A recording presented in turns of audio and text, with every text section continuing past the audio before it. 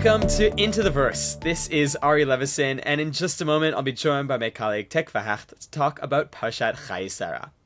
Before we jump in, I want to share with you that this episode turned out a little different from our usual style. You see, I noticed some really intriguing things in the Parsha, certain details that raised a lot of questions in my mind. Plus, I had found a really cool Midrash that I thought might shed some light on these questions. But I wasn't able to work out how all of the pieces went together. So I sat down with Tikva to try to figure out what all of this meant. Although we didn't manage to answer every question we raised, and even disagreed on some points, Tikva and I had a very rich and thought-provoking discussion, and we're excited to share that with you today. If these noticings spark any thoughts of your own, we'd love to hear those too. Here we are. Hi, Ari. So tell me, what are we going to be talking about today? So today we're going to be talking about Parshat Chayei Sarah, but before we do, I want to open up by looking at what I think is just a really fascinating and perplexing Midrash. This is from Bereshit Rabbah, and it begins at the time when God came to create Adam, the first man. Basically, all of the ministering angels split into two camps to argue for or against creating man. Tikva, if I asked you, should we create man or not? What would you say? I think we'd have to go with create man. I want to be here. Yeah. I think I would be in favor of creating man too. But the ministering angels are split. Some of them say don't create man, and the rest of them say do create man. And so it quotes a verse from Psalms here. Hadahu dichtiv chesed ve'emet nifgashu tzedek v'shalom nashaku. Kindness and truth, chesed ve'emet, meet up, and righteousness and peace kiss. What in the world does that have to do with the ministering angels arguing for or against creating man? Well, so it goes on to explain that it seems that the angels split into four camps. Each camp represents a certain one of these values of God. Chesed, emet, tzedek, and shalom. And each of these values, and each of these angels going along with these values, are going to argue for or against creating man. Wait, just to be clear, chesed is like there's one group of angels that are the chesed angels. That's what the Midrash is implying, almost like this abstract concept, though, is represented by this group of angels, and now those angels are speaking. But they're going to speak from the lens of chesed. Yeah. That's their primary concern. Right. Okay, cool, interesting. So chesed, omer, yibarei. Chesed, the divine value of kindness, or maybe it's the angels representing that value, argue you should create man, because man does acts of kindness. Ve'emet omer, al yibarei. But truth says don't create man, shekulo shekarim, because man is completely lies. And then tzedek and shalom, righteousness and peace, they also take sides. Righteousness says create man because man does righteous acts. Peace says don't create man because man is full of strife. So basically what you have here is it's 2 versus 2. So it's a tie. How are you going to break the tie? Mm-hmm. So what does God do? Notel emet. He takes truth. V'hishlicho la'aretz. And he throws it to the earth. So the idea is he throws truth to the ground as if men who are just full of lies, but if they're created on the earth, somehow that's going to make them truthful? Is that the implication? And so now they're not full of lies? I'm confused by the logic here. I think you might be anticipating the rest of this midrash, because I would have read that and I would have thought, so maybe God, what that means is that God's basically just ignoring truth. He's like saying, fine, like, truth, I don't need you. Goodbye. See you never. Oh, I see. And with truth out of the way, God can continue creating man, and it's a 2-1 vote in favor. But the angels respond to God and say, Master of the worlds, how could you disgrace your very seal, implying that somehow emet, truth, is God's seal. In other words, this value of truth, it's extremely important to you, maybe the most important thing to you. How could you do such a thing as to just completely disgrace it by throwing it to the ground? And then they continue and say, Ta'le emet min haaretz. Let truth rise up from the earth. And then they quote the very next verse in this same chapter of Psalms, Emet me'eret titzmach. Truth will sprout forth from the earth. And it ends here, and God seems to basically give them the last word. He's saying, no, actually, this isn't a way of disgracing it. Somehow it will grow from the earth. It will rise from the earth. So my initial, like you were saying, the way I mistakenly read it initially is actually kind of where the Midrash ends up. But it is very confusing to think about what does that mean, almost like these little truth flowers that are going to sprout from the earth. It's a beautiful image, but I don't know what it actually means. Right. And so I think this really raises a ton of questions for us. What does it mean for God to throw truth to the earth? And what does it mean for truth then to sprout from the earth? Mm-hmm. There's one other question that this brings up for me. And I think this actually requires us to read the Midrash very carefully, particularly that first verse it quoted, when it introduced these four divine values. It says, chesed emet nifgashu. So kindness and truth, they meet up. Tzedek v'shalom nashako. And righteousness and peace, they kiss. What does that make it sound like? Particularly, let's look at like chesed ve'emet, right? Yeah. So nifgashu, I would read it as a neutral term. I'm not sure. It doesn't have an immediate sense of conflict. But I don't know. I actually would read it almost like they're meeting up, like they're connected, they're going to collaborate. So I wouldn't, like, knowing the Midrash, I know that they are at odds with each other, but if I just read that pasuk, I would not think that these two people or these two concepts are going to be combatants now. It certainly doesn't seem like they'd be opposite sides of a fight. Yeah. So that's where I want to begin. I mean, that's what's going to bring us to this week's Parsha. Yeah, I was going to ask, I had another question, which is, what does this have to do with Chayei Sarah? Fascinating as it is. So sometimes when we look at Midrashim at Aleph Beta, we're making the argument that this Midrash is actually a commentary on this story. That's actually not what we're going to do here today. I think the two are kind of operating parallel. But the reason why I brought up this Midrash in the first place, and the reason why it makes me think so much about this Parsha, is because I think in this week's Parsha, emet and chesed, they do meet up. They are nifgashim. Are you having stumped? I am very curious, but I can't off the top of my head think where you're going with this. Okay, so let's take a look at the Parsha. And just by way of background, basically, Sarah's just died, and Abraham turns to his servant, who the Midrash tells us is Eliezer, and because it's a lot easier to give the guy a name, we're going to refer to him from here on out as Eliezer. So Abraham turns to Eliezer and says, I want you to go find a wife for my son Isaac, with one condition. And Tikva, let me just ask, from your memory, what's that one condition? From what I remember, he doesn't want him to take from the women around him. He wants him to go back to his hometown. And of course, we know from the ending that it actually is his relative, Rebecca. But all he really says to Eliezer is, look, these women in the land of Canaan, where I am right now, they're not good. I don't like them. I don't want Isaac marrying any of them. Go to my homeland. Go to the land of Haran, the place that I'm from. Find Isaac a wife from there. Seemingly, Eliezer could go, find the first woman he sees there, bring her back, and he has fulfilled his quest. He's done exactly what Abraham has told him to do. Yeah, that's interesting. I think we kind of like read with the ending in mind and assume like almost like Abraham had Rebecca in mind. But you're right. He's just saying he really doesn't want the women who are around them. Right, which makes it interesting why when Eliezer gets to Haran, he stops at a well, he actually sets up this test for how to find the right woman for Isaac. We could go on a whole tangent about why Eliezer sets up this test at all, why he's not just satisfied with any woman from this land.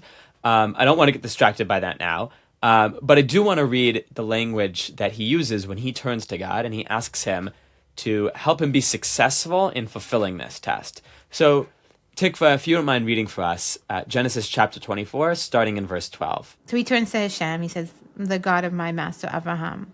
Hakrena lifnai hayom ve'aseh chesed im Adoni Abraham.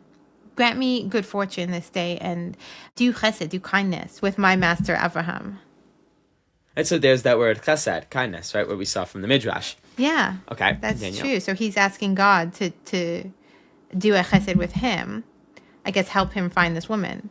And then this is the sign he's looking for. I stand here by the spring of water, and the daughters of the men of the city are going to come and to draw water. The young maiden who I say to her, lower your jar and let me drink from it. And she says, I'll let you drink, and also I'm going to give your camels to drink. Ota hochachta l'avdecha leyitzach, uba eda ki asita chesed im adoni.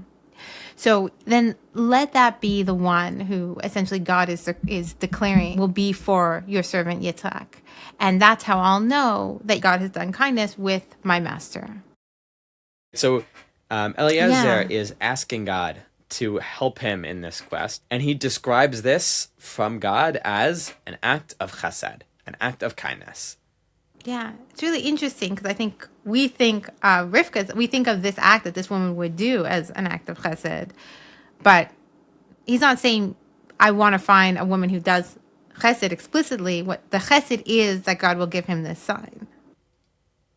Right, yeah. The explicit chesed here is actually not what Rivka does; it's what God does, which is really interesting. So anyway, the story goes on. Basically, exactly what Eliezer hopes. A woman comes along. That woman, he asks her for water. She gives not just him, but his camels water. So perfect. He's found this amazing woman. That was super easy. And he asks her, Bat miat, whose daughter are you? In other words, what family are you from? And she responds in verse 24. I'm the daughter of Betuel, the son of Milcah, who was born to Nahor. And Nahor just so happens to be Abraham's brother. So this is right in the family. And again, we said, like, okay, knowing the ending, it's like, yeah, of course, this was like I was supposed to be. He marries this woman who's his relative. But if you've never read the end before, this is news. You know, Abraham didn't ask for this. Eliezer didn't ask for this.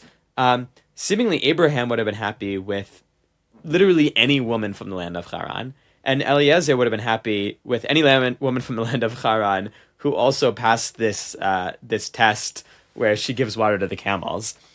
It just so happens to be that the woman they find passed this test and is this relative of Abraham and Isaac's. Yeah, it does feel almost too good to be true. Yeah, and what do you do when God does something for you that's too good to be true? Vayikod ha'ish vayishtachavu la'Hashem in verse 26. He bows down to God, and in verse 27, he blesses God. Tikva, can you read? Baruch Hashem Elokei Adoni Abraham. Blessed is the God of my master Abraham, Asher lo atzav chesdo, who did not withhold his kindness for amito. Oh, and his truth, who did not. Yeah. Here, chesed and emet are meeting up for whatever that means. He says, God, you have not abandoned your kindness nor your truth from my master Abraham. You have led me on the way to the house of my master's brother. Remember, when Eliezer asked God to help him out with this test, he asked for chesed. He just asked for chesed. There was no mention of emes. Right. And now when he's thanking God for it, he thanks God not just for the chesed, the kindness he did, but also the emet, the truth. So that's interesting.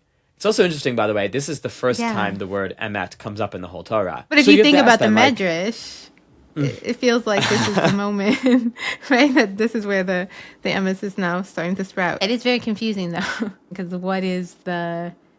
That's when I think about emes, I think about some kind of fact or some kind of truth. Right. But there's nothing here that is... this is all about planning for some future act. This isn't about reflecting on the past, which is where we normally think of truth. Like, did that happen? Did it not happen? So that's a great point, right? There's nothing here feels like truth in the way that we think about, factual truth, right? 2 + 2 + 2 = 4. True. The sky is blue. True. What about this is truth? I think it's worth probably trying to expand ever so slightly our definition of what emet, what truth actually is. I think the best way to think about this is how the way the Rambam describes in Moreh Nevuchim, in the Guide to the Perplexed, about he's talking about in the Garden of Eden, before Adam and Eve eat from the tree of knowledge of good and evil, right? So he says, okay, before Adam and Eve gained this knowledge of good and evil, what existed? How did they, if it wasn't through a lens of good and evil, how did they interact with the world? How did they view the world? And do you know this? He says it was through a lens of truth and falsehood, I believe. That they didn't have like a personal, emotional, or a preference invested in their relationship to reality. I think that they were just looking through the lens of, is it true, is it not true, without any subjective investment. Right, exactly. And what Rambam says is that basically after they eat from the tree of knowledge, they actually lose this view of emet, this view of like truth versus falsehood, and instead they have this view of good and bad. Basically, good and bad is subjective. You know, it's kind of how you feel that there's good and bad, and you might have like God's version of good and bad, and your version of good and bad, and someone else's version of good and bad. It is inherently a subjective evaluation of the world that you're looking at. Whereas truth and falsehood are inherently objective. We want good, we don't want bad. That's inherent in what good and evil are. One is preferred over the other, whereas true and false, I mean, truth is just preferred over falsehood because it's true, but there isn't that same vested interest, right? You can have kind of the cold mathematician as a kind of cliche, right? Of just stepping back and like, I'm just a witness here. Like I'm not actually, I have no preference for where this ends up. I'm just following the steps and seeing what is. Right, exactly. And so in that sense, I think that, we can look at truth as not just, factually 2 + 2 = 4. Yes, 2 + 2 = 4.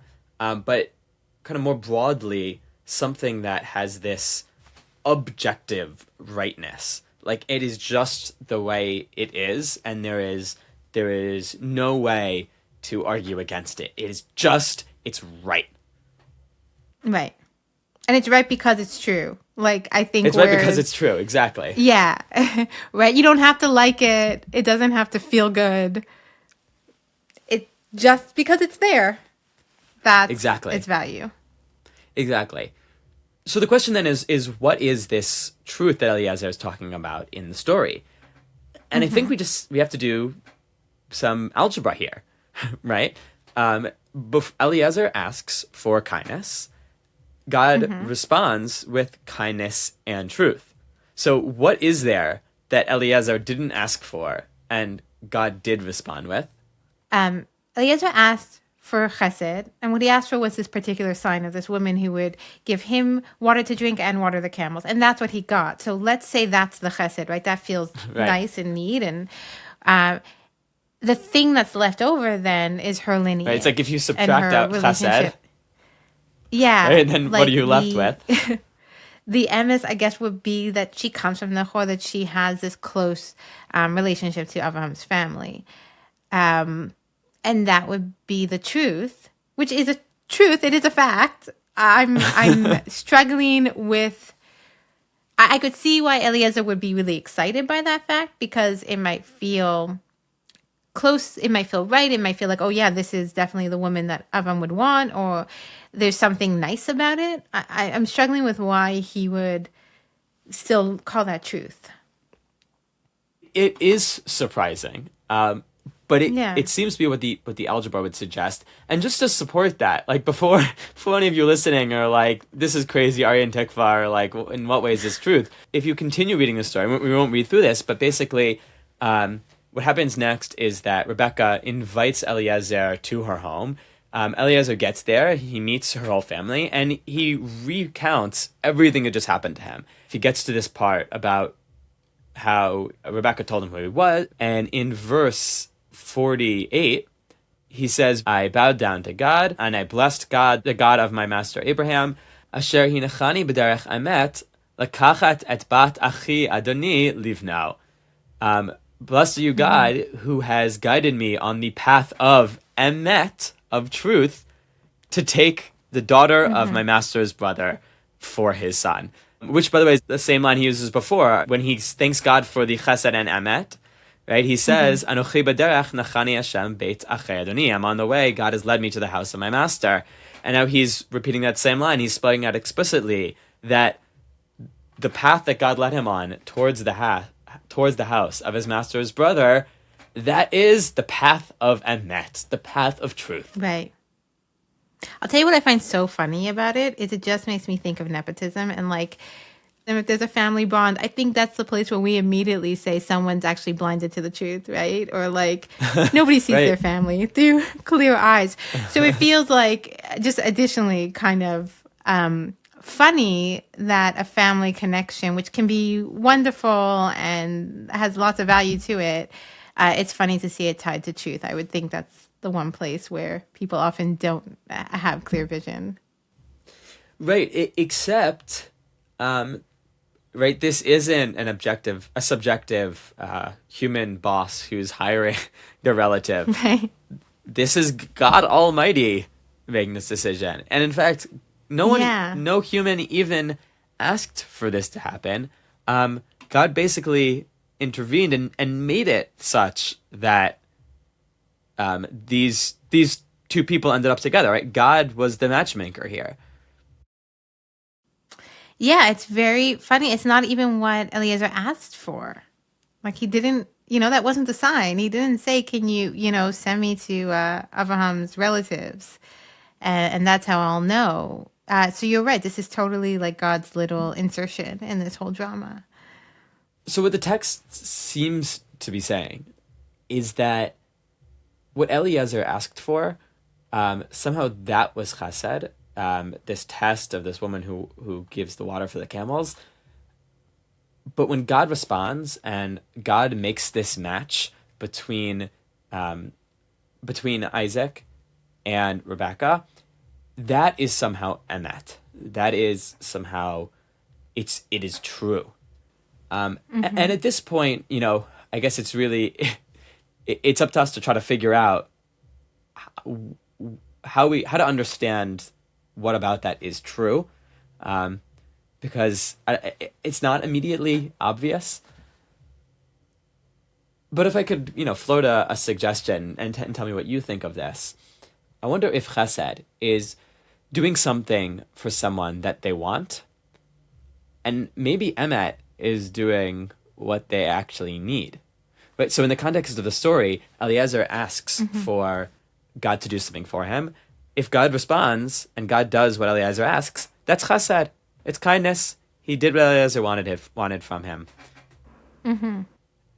But God doesn't stop at what Eliezer wants. God also does something else, something that seems to have needed to be, something that is right, was meant to happen, is supposed to be this way. And it seems like that is described as emet. That is truth. Mm-hmm.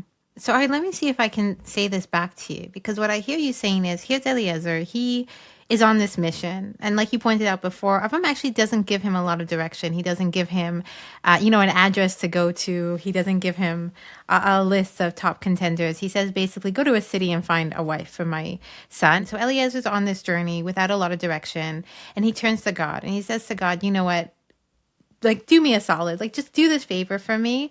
I have no idea how to pick out of this entire population some woman who's gonna be,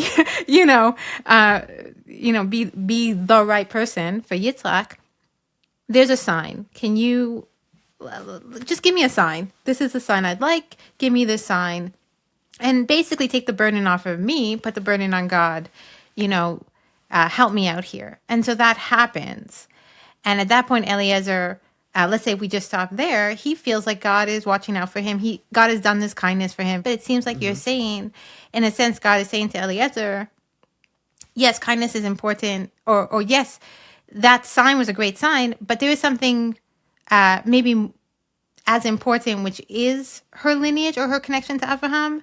Yeah, it seems like Eliezer was asking for a good match, and God provided a perfect match. We could probably go into a whole nother episode just about why this match was so perfect. I think a lot of that has to do with a whole 45-minute long video that Rabbi Foreman does have. It's, I think, one of his Shavuos videos where he talks about Abraham's origin. And basically, to make a long story short, Abraham and Nahor had a third brother. His name was Haran. And he died, leaving behind 3 children, whose names were two daughters, Milcah and Yiska, and a son, Lot. And Abraham and Nahor, both in this great act of kindness of their own, again, kind of speaking of acts of kindness, they both marry their deceased brother's daughters. And, today that might sound kind of creepy and not okay, but at that time, everyone married family members, and certainly for them to basically take these 2 orphaned women and bring them under their wings and protect them, and not just, take them and make them members of the house, but marry them and elevate them to be their wives and the matriarchs of these 2 households. That was really an amazing thing for them to do. And it's interesting the way that Rivka describes herself here. She doesn't just say, "Oh, I'm Bethuel's girl." She says, "I'm the daughter of Bethuel, who was born to Milcah, to Nahor." And this is actually the second of 3 times that the Torah describes Rebecca in this way. That not just her immediate family, but that she specifically was the offspring of this marriage between Nahor and Milcah, this marriage of kindness. The Midrash tells us that Yiska and Sarah were actually the same person, which means that the other offspring of this parallel act of kindness was the child of Abraham and Sarah, who was Yitzchak. So this is actually the coming together of these these 2 parallel stories of acts of kindness, and Isaac and Rebecca are these 2 offspring that kind of happen from these parallel stories and are now coming together. And I wonder if that is possibly what makes this match, really so beautiful and perfect, and not just great, but true. What it makes me think about is Eliezer's sign was about generic kindness. It was, I want the woman who's going to see a stranger and just give to them. And what you're pointing out now is that what God is saying is, that's great, but there's something else that maybe you need, which is someone who not only comes from your own, it's not just that she's coming from his family, she's coming from a situation where she experientially knows something that maybe Yitzhak knows. They have some kind of similarity in their family, in their psychology, in their view of themselves, in their identity. There's something particular to who they are as people that really makes them unusual, and they could connect over.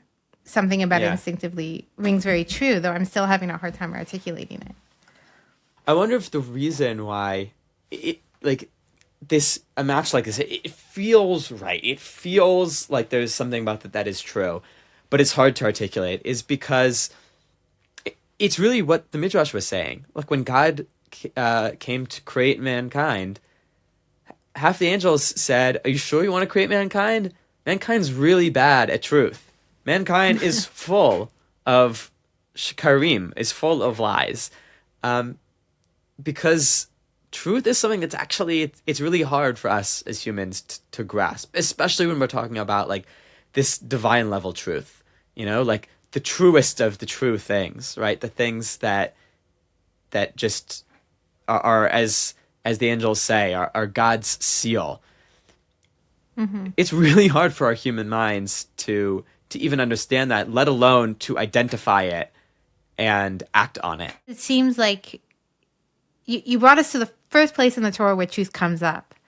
And it's a place where it comes up that is confusing, on a pshat level, like on a simple level, it's confusing why this would be called truth. Then you're showing another layer to this, which is not only is the Torah bringing up truth in this confusing way where somehow this match is truth or is God's great act of truth, but it's in contrast to a chesed, which is much more on a face value, just simple. Like Eliezer asks for a sign, God gives him a sign. All of that is chesed. And then truth is a totally different thing. Truth is when God kind of enters into our lives and sets things up by his own calculations. Maybe he knows what's going on. This is where God comes in and takes the reins. And then you put that next to the Midrash, and you see that in the very creation of humanity, what it means to be human is to, in a sense, be in tension with truth. And we are just full of lies. We are just full of falsehood. And what I kind of hear you saying is God went ahead and created man. But in this story where he first, in a sense, introduces emes in the Torah, you can kind of see all of these complications playing out. There's a truth beyond us that maybe, like the Midrash says, is in the earth and will sprout from the earth and hopefully will find us on our paths. But it's not, we don't always recognize it. Or I guess Eliezer did recognize it after the fact, but it doesn't look the way we might expect. Before we go on, I want to pause for a moment and take stock of our conversation so far. Tikva and I looked at the very first time the Torah mentions emet, in the hopes that this story might give us some definition of what the Torah means by truth. But as it turns out, it wasn't that simple. When Eliezer uses the word emet, he doesn't spell out exactly what he thinks is true. It sounds as if he's talking about the extra thing God did for him, on top of the chesed he originally asked for. His request was, please God, do chesed for Abraham and show me a kind young woman to marry Isaac.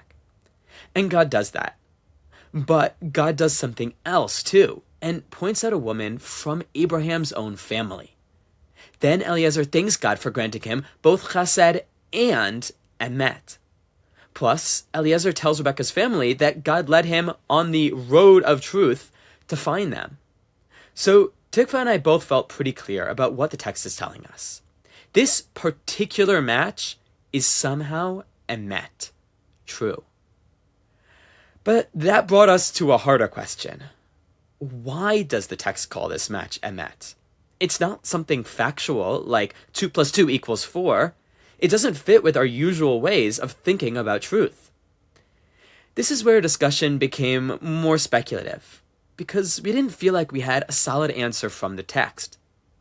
We looked back at the verse about truth sprouting forth from the land at the end of the Midrash. What does that even mean? Maybe it means that emet isn't just up in God's world. Emet could be showing up in our lives as well. But it's hard for us to recognize. That might explain why Eliezer only mentions emet after God sends him Rebekah. He didn't know to ask for her ahead of time, but now that it's happened, he recognizes that this match is right on a deeper level. I felt like we'd made some progress on the meaning of emet in the story, but I had one more place in the Parsha to show Tikva, a place where chesed and emet meet up for the second time. I wasn't sure it would tell us more about what was so emet about this match, but for me it raised another possible answer to what the Midrash means when it talks about truth sprouting forth from the earth. Here's the next part of our conversation. I think we still haven't figured out what does that mean for truth to sprout forth from the earth. Yeah. But to me, this speaks to the next time in this story where truth and kindness meet up. So as we said before, Rebekah brings Eliezer back to our home. He meets her family. He recounts the whole story. He tells them about how God led him on this path of truth. And then in verse 49, he finishes his story and he turns to them and says, Tikva, Ve'ata im yishrem asim chesed ve'emes, chesed ve'emes again, right? as Adoni. And now, if you mean to treat my master with chesed and emes, kindness and truth, hagidu li ve'im lo hagidu li, ve'avne al yamin or al simol. So basically, tell me what your decision is one way or the other so I can go on my way. So now, Tikva, what is the chesed ve'emet that he is asking from Rebecca's family? So that's where this verse kind of tripped me up a little bit. I'm not sure if the chesed and emes is giving Rivka to like letting her go with them and approving this match. But it also seems like just telling him one way or the other. So curiously, Eliezer never actually spells out his request. He tells the whole story, and then he says, and now let me know if you're going to do chesed ve'emet with me. Yeah. Which is kind of weird. And not just does he never explicitly ask to bring Rebecca back for Isaac,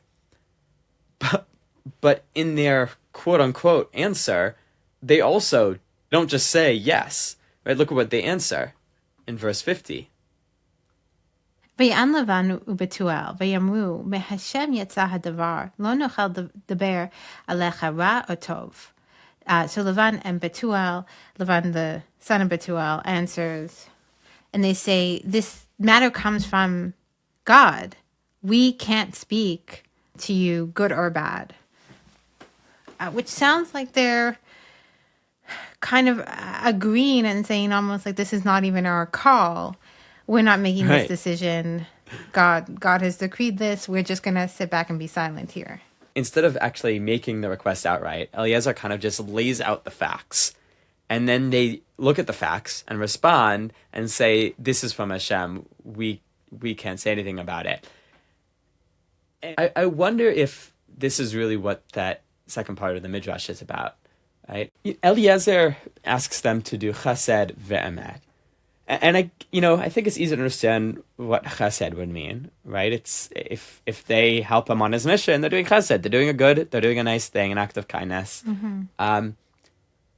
But what does it mean for him to ask them to do emet? And this, to me, kind of brings me back to the end of the Midrash. And look, this is at this point. I'd say this is speculation. As we were saying, truth is something that us human beings have trouble with. I don't know what's true. I don't know what the true understanding of this story is. I don't know what was going through Eliezer's mind. I don't know what was going through Lavan and Betuel's mind. But here's my stab at it. The angels object to God creating man because they say man is full of lies. Man is not good at truth. Man is not good at judging objectively what is right and proper and how things are meant to be. But at the end of this midrash, they raise this other possibility of truth can actually sprout from the land, which I think might mean it actually sprouts from human beings. There is an opportunity and a possibility for us to actually try to figure out the truth. And so I wonder if that's what Eliezer is really presenting to Lavan and Betuel here. Eliezer, right, after experiencing God treating him with emet, and now appreciating the value of emet, wants to bring emet from the world. He wants truth to sprout forth from the earth. He wants that to be a part of what's going on. He turns to Lavan and Betuel and says, look, here's all the things that happened to me. It would be really great if you could do not just chesed, but also emet, right? If you could not just do what would be nice and kind and good for me, but also what is objectively the thing that is supposed to happen. I think what I'm seeing in this story is it's like Eliezer has this insecurity, right? He wants to make this right. He wants to make the right choice. He wants God to help him. Now he's turning to Lavan and Betuel, which, he has to do, right? He can't just run away with Rivka, though in the end it is her decision. And he's saying, look, I got my sign from God.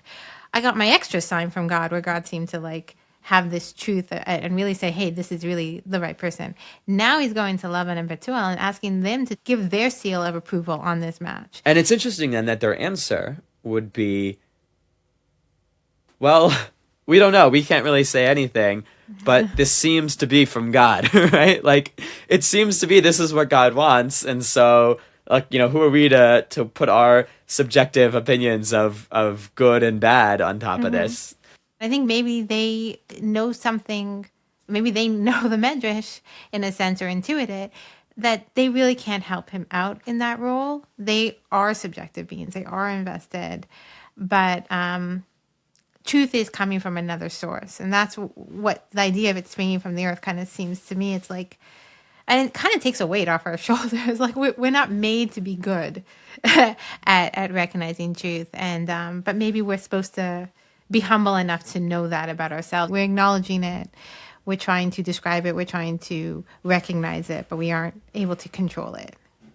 Tikva, this went somewhere Man. I wasn't expecting. But this was a ton of fun. Thank you very much. Yeah, this was really fun. It's very meta. When you have experience, I know for me, and there's a sense of, I feel like we've gotten somewhere, and you definitely shown me something in these verses I didn't see before. And I also still feel like there's so much this connection and this idea of truth that is elusive and beyond us. But I love that, seeing how many different ways there are to read, how many different questions can come up. And it really does feel like we're humans in this endeavor trying to understand Torah ourselves. At the end of our conversation about the meaning of emet in Chayei Sarah, Tikva and I were left with 2 unanswered questions. So now we're turning to you, the listeners, to chime in. One question is, what exactly is the emet Eliezer is asking Rebekah's family to do? Maybe he's just asking them to let Rebekah make this match with Isaac. But then why doesn't he say that? Instead, he lays out the story and doesn't actually make the request. So we came up with another idea. Maybe he is asking them to recognize that this match is objectively true and right. And the way they respond seems to fit with that. Instead of immediately saying yes or no, their answer is, this is from God. That answer made us feel like our theory could make sense. But we didn't feel like we had the evidence to prove it. Our second unanswered question is the one we asked at the very beginning. What does this midrash mean when it says that truth will sprout forth from the earth? Tikva and I had different theories about this. Tikva suggested that truth isn't something just found in heaven. It does get revealed in our lives, just not the way we might expect. My idea was that truth can sprout forth from the earth when human beings push themselves to recognize what God would see as true and to act on it. And Eliezer was giving Lavan and Bethuel an opportunity to do just that. To me, that has a really powerful implication. No one expects us as human beings to have a perfect understanding of what is true and right in this world. But at the same time, we have an opportunity, maybe even a responsibility, to do our best to seek out that truth and to act on it. Now it's your turn. If you have any ideas, please drop us a line. We can't wait to hear from you. Just click the link in the episode description.